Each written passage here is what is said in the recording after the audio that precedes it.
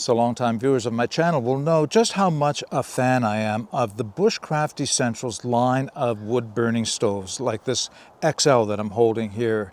Now, there is very little, I think, that can be done to improve the designs, maybe just one exception, and that is if you're feeding long sticks into the feed port, and I mean longer than the depth of the chamber, sometimes they don't always want to stay in. Now, this is about 10 inches in length, and you can see that you get quite a bit of it in, but some of it, if it's back at all far, it wants to tip and fall out.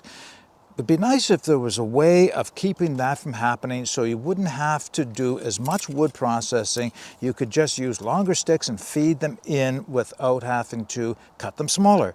Well, Bushcraft Essentials came up with that answer. This is their feed ramp for allowing exactly that to happen. If you're interested in hearing my thoughts on it and showing how it works, keep watching. Before we get started, I just want to thank Detlev at Bushcraft Essentials for sending out the feed ramp so that I can share it with you. In fact, Detlev sent out two of these, one for the XL and another one for the LF, another of the wood stoves that I own.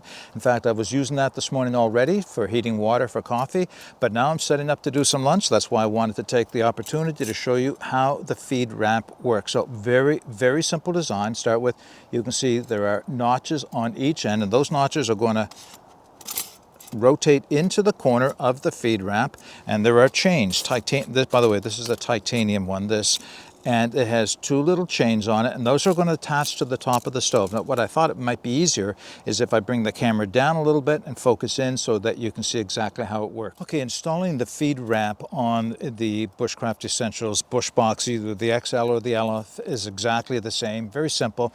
As I mentioned a second ago, you can see at the base of the feed ramp that there are notches, and those notches are going to go in at an angle and then just slide down into position. So they're pretty much, it's self-supporting as it is, but there are chains on the top corners that are going to hook into the top of the stove up here.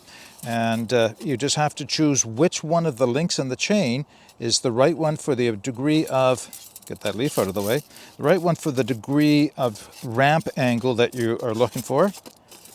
So bring it up. I'll go with that one. So that is number 4, 1, 2, 3, 4. So I can do the same thing on the other side. Make sure I've got the same one. There we go. Okay, so that's no, I actually don't have the same one on either side. One more. That's better.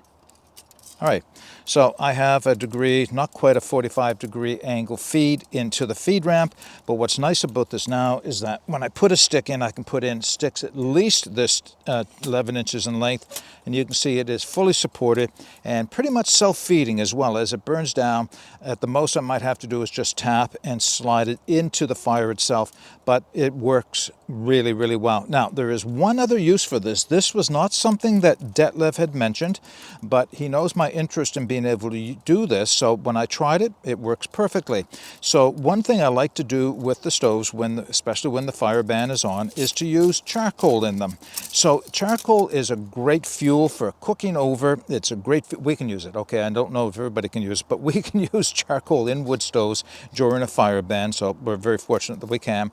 But you've got this big open hole here, so a couple things happen. You can only get so much charcoal in before it starts to fall out, and you don't get all your heat rising. You don't get the full chimney effect with the charcoal with this open feed port here. So I've discovered that you can do exactly the same thing. You can cover off that feed port from the inside by just dropping it in and using those same little places to hook on, and one more down. Same number of links on both sides. There we go. Now my feed port is covered off by the feed ramp, and I can use this for charcoal. You can use it with wood like this if you want to get the maximum amount of draft going up through the chimney. Of course, you just gave away your way of feeding the stove unless you want to feed it from the top after that. So it works for two different purposes on these stoves. So let me set it up. I'll get a fire going in it, and we'll show you how it works. Now, this is a really good example of when the feed ramp comes in handy. I'm doing some cooking on top of the Bushbox XL. And with the feed ramp, I'm going to be able to better control the amount of heat, because of course you don't want too much flame. And in fact, probably do have a bit much flame here right now, but I'll show you how this operates, and I'll put my food back on.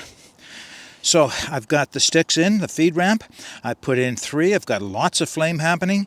They are moving down on their own as they are consumed by the fire, so that's working out great.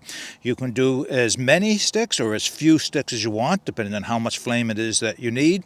You can crisscross them. You know, it provides options when feeding the fire. And this is what I'm just do a little crisscross just to give you an idea. That actually enhances airflow underneath and get even more active flame coming out of it. But I can space them apart as well so that it calms the flames down a little bit. See, they're already starting to be consumed and shorten up. Yeah, this is a real nice addition to the Bushbox XL to have that feed ramp, both as a feed ramp here and as a shield if I wanted to use it with charcoal. Just behind us here you can see the LF all set up, where I had been using it for making my tea and my coffee earlier today. Right now, though, it's all about cooking my lunch. All right, we can wrap this video up. So as my Bushbox XL just starts to cool down, it still has some hot coals in it, I thought I would show you the LF with the feed ramp installed, and then provide a few closing thoughts for this video. So, as I already mentioned, the feed ramps do provide an extra degree of versatility to your XL and your LF because they allow you to feed longer sticks in. Now, of course, you do have to be aware they can only be so long. You can't have them so long that they're going to start to tip the stove over from excess weight sticking out. But in addition, they also allow you to control the flame a little bit more because you can move the sticks around, open them up, close them up just to the degree you want the intensity of the flame inside of your stove.